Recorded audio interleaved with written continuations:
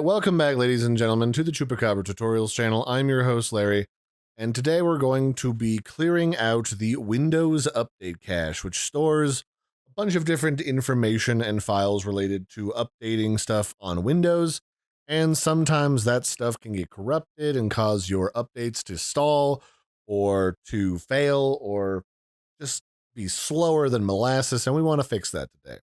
So the first thing we want to do is open up the command prompt. We're going to go to Windows Search and look up CMD. We're going to run that bad boy as an administrator. Once we do that, we are going to run these next several commands in a row.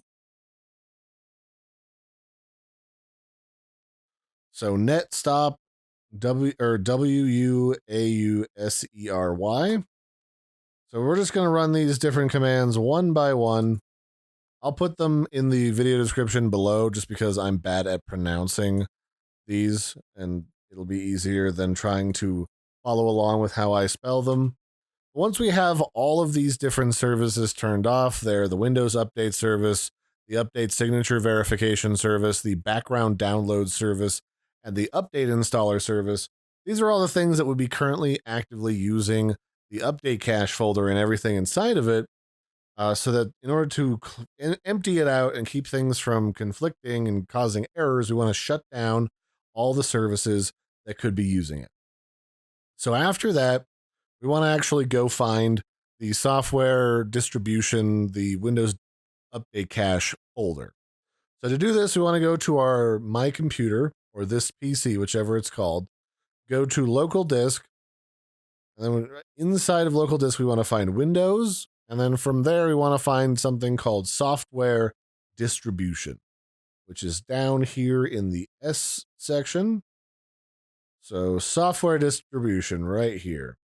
And inside of here, we can just select all this stuff and we can just delete it. And then boom, we have emptied out the Windows Update Cache. Now we can just close this bad boy and we can undo all the stuff that we just stopped. So first we're going to start up the update service. Then we'll start the validation service. Then we'll start, what was that? That was the background download service. Is this one. And then the last one is the .NET Start for the background downloader. And then boom. Now, if we really want to, we can go run the update service. So we can go to our search window and type in update.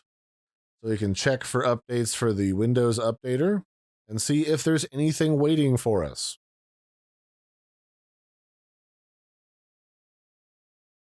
And in theory, once you go do this, if you were having problems with your Windows updates being, failing to download, to update, or getting really slow, or having to re-download a dozen times, this should, in theory, give you a hand with that process.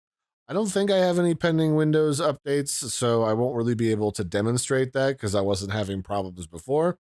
But I have had to look this up for a family member's computer recently, so this may help you depending on what sort of issues you might be having with your ability to Windows update. So I hope you found this helpful.